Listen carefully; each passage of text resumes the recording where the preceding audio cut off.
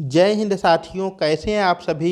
M Gurukul YouTube channel पर मैं अंकित आप सभी साथियों का हार्दिक स्वागत एवं अभिनंदन करता हूं। साथियों, आज की इस वीडियो के माध्यम से हम लोग जीएस के इम्पॉर्टेंट प्रश्न को देखने का प्रयास करेंगे। तो आइए भगवान श्री कृष्ण का ध्यान करते हुए अपना आज का वीडियो शुरू किया जाए। तो आज का very very most important question और पहला क्वेश्चन जो आपका है वह है, भारत में हरित क्रांति के जनक के रूप में किसे जाना जाता है। और ऑप्शन है आपका, ऑप्शन नंबर ए है आपका William God, option number B है Birbal Sahni, option number C है एम एस स्वामीनाथन और ऑप्शन नंबर डी है आपका जवाहरलाल नेहरू।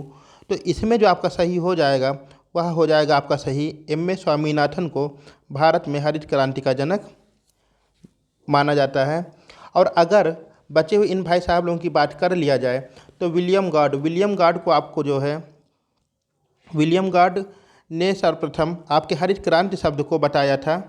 तो विलियम गॉड आपके हो गए हरित क्रांति शब्द के जनक। बीरबल साहनी को फादर ऑफ पैलियोबॉटनी कहा जाता है। और इसी के साथ ही साथ जवाहरलाल नेहरू भारत के पहले प्रधानमंत्री के रूप में देखने को मिलते हैं। आइए चलते हैं हमने आज के अगले प्रश्न पर। डीजल पौधा के नाम से किस पौधे को जाना जाता है। निम्नलिखित में से कौन सा ऐसा पौधा है जिसे डीजल प्लांट के नाम से हम लोग जानते हैं। ऑप्शन नंबर ए है आपका रोसा घास, ऑप्शन नंबर बी है जावा घास, ऑप्शन नंबर सी है गुग्गुल और ऑप्शन नंबर डी है आपका जेट्रोफा। तो इसमें जो सही जवाब हो जाएगा आपका वह है ऑप्शन नंबर डी जेट्रोफा। और जेट्रोफा को जो है डीजल पौधे के नाम से जाना जाता है। आगे चलते हैं। तीसरा प्रश्न, कूनो नेशनल पार्क कहाँ स्थित है। आपको उस राज्य का नाम बताना है जहाँ पर कूनो नेशनल पार्क स्थित है। पहला है आपका असम, ऑप्शन नंबर बी है आपका गुजरात, ऑप्शन नंबर सी है आपका महाराष्ट्र और ऑप्शन नंबर डी है मध्य प्रदेश। तो इसमें जो आपका सही जवाब हो जाएगा वह हो जाएगा आपका option number D Madhya Pradesh. Madhya Pradesh में ही आपका कूनो नेशनल पार्क है। और जो आपके अफ्रीका में नामीबिया से चीते लाए गए थे, वे चीते यहीं आपके मध्य प्रदेश में रखे गए थे। अगर बात किया जाए असम, तो असम में एक बहुत ही फेमस आपका राष्ट्रीय उद्यान है, उसका नाम है काजीरंगा। कौन सा? काजीरंगा। और काजीरंगा जो नेशनल पार्क है यह एक सींग वाले गैंडे के लिए बहुत ही प्रसिद्ध है। दूसरे नंबर पे आपका है गुजरात। गुजरात में आपका कच्छ का रण, वहाँ पर आपके जंगली गधे पाए जाते हैं। चलते हैं आज के अपने अगले क्वेश्चन पर। और अगला क्वेश्चन है आपका, कहाँ गया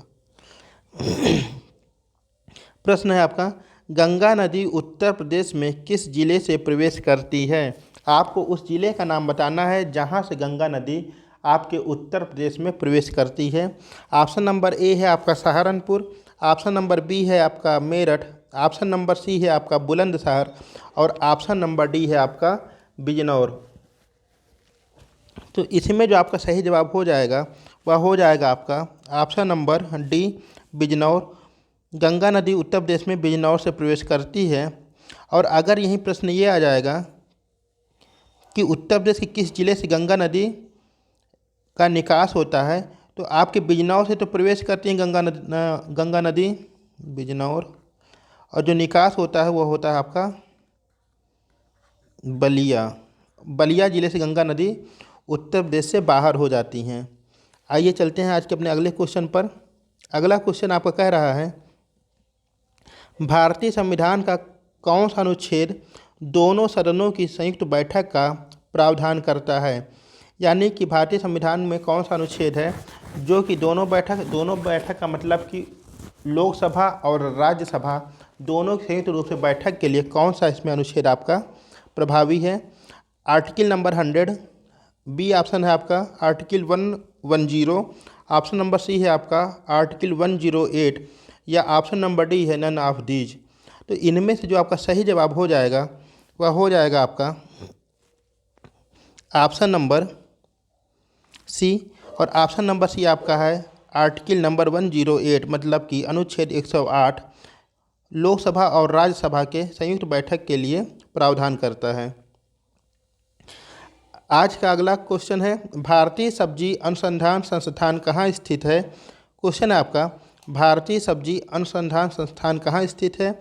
ऑप्शन है आपका, ऑप्शन ए है लखनऊ, ऑप्शन बी है कानपुर, ऑप्शन सी है गाजियाबाद या ऑप्शन डी है आपका वाराणसी। तो आपको उस शहर का नाम बताना है जहाँ पर आपका भारतीय सब्जी अनुसंधान संस्थान स्थित है। इसी के साथ ही साथ एक रिक्वेस्ट आप लोगों से, यदि आप लोग चैनल पर नए हैं तो चैनल को सब्सक्राइब अवश्य करें और अपने कमेंट से हमें अवश्य अवगत कराएं, जिससे और अधिक इसमें सुधार किया जा सके। तो देखिए, जिसका सही जवाब होगा वह हो जाएगा आपका ऑप्शन नंबर डी, और ऑप्शन नंबर डी है आपका कौन सा? वाराणसी। तो आपका भारतीय सब्जी शोध संस्थान कहाँ स्थित है? यह है आपका वाराणसी में। कहाँ पर है आपका? वाराणसी में। और वाराणसी किस नदी किनारे है? कमेंट बॉक्स में बताइएगा। आगे चलते हैं आज के अपने अगले क्वेश्चन में। देवा शरीफ का मेला कहाँ लगता है? आपको उत्तर प्रदेश का वह जिला बताना है जहाँ पर देवा शरीफ के मेले का आयोजन होता है। ऑप्शन नंबर ए है आपका आगरा, ऑप्शन नंबर बी है आपका बहराइच, ऑप्शन नंबर सी है आपका बाराबंकी या ऑप्शन नंबर डी है आपका लखनऊ। तो इसका जो सही जवाब हो जाएगा वह हो जाएगा आपका ऑप्शन नंबर सी। और ऑप्शन नंबर सी का मतलब कहाँ पर आपका? बाराबंकी। तो देवा शरीफ मेला आपका कहाँ लगता है? बाराबंकी में। बाकी इन बचे हुए भाई साहब लोगों की बात किया जाए तो आगरा का जो आपका मेला है बहुत ही फेमस मेला है, बटेश्वर मेला। कौन सा मेला है ये आपका? बटेश्वर मेला,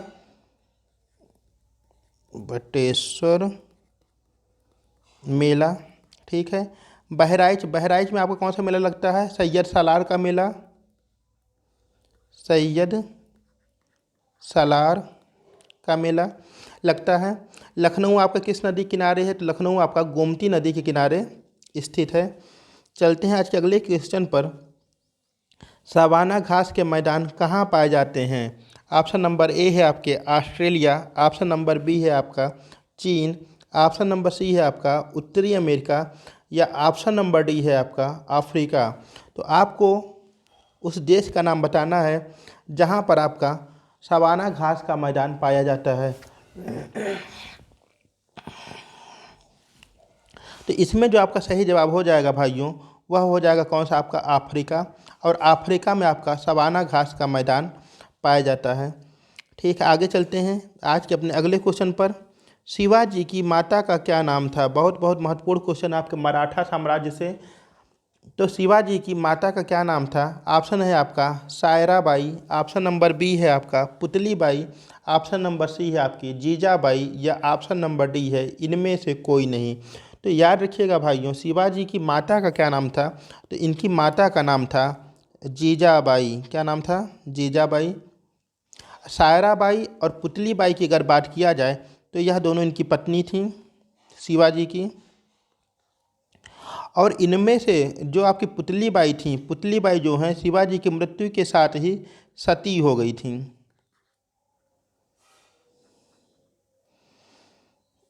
ठीक है, आगे चलते हैं अगले क्वेश्चन पर। चंदावर का युद्ध कब हुआ था? आपको वह सन बताना है जिसमें चंदावर का युद्ध हुआ था।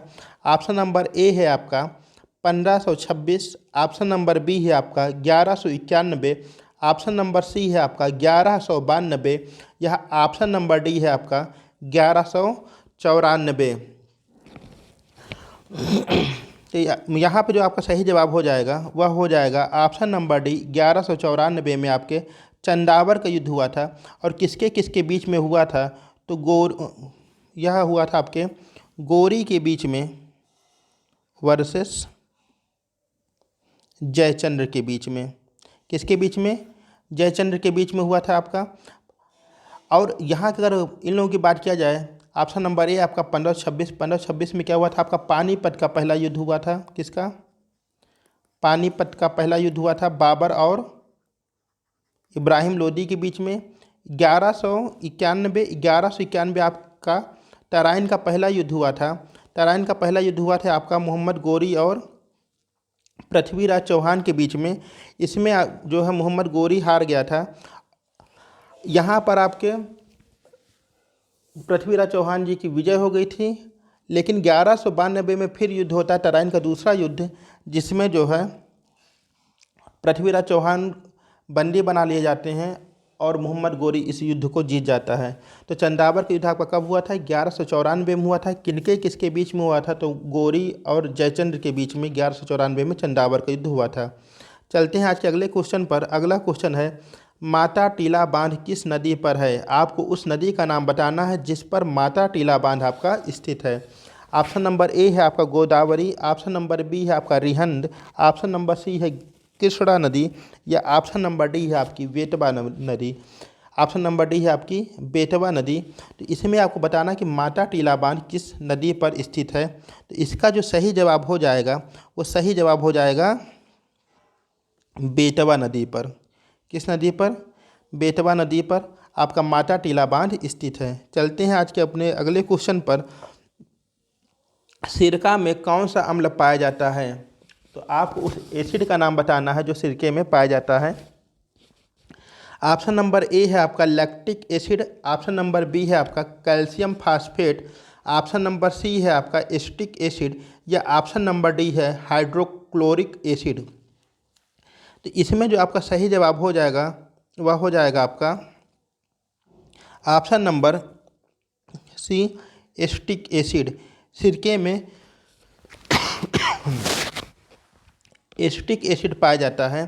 साथ ही साथ अगर सिरके की हम पीएच वैल्यू की बात करें तो सिरके में जो होती है इसकी पीएच वैल्यू होती है आपकी 3। आगे चलते हैं।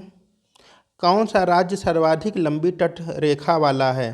आपको उस राज्य का नाम बताना है जिसके पास सर्वाधिक लंबी तटीय रेखा है। ऑप्शन नंबर ए है आपका Andhra Pradesh, option number B है तमिलनाडु, ऑप्शन नंबर सी है केरल, या ऑप्शन नंबर डी है गुजरात। तो इसमें जो आपका सही जवाब हो जाएगा वो हो जाएगा आपका option number D Gujarat. Gujarat के पास सबसे लंबी तटीय सीमा है। आगे चलते हैं आज के अपने अगले क्वेश्चन पर। चित्रकूट जलप्रपात किस राज्य में है? आपको उस राज्य का नाम बताना है जहां पर चित्रकूट वाटरफॉल्स स्थित है।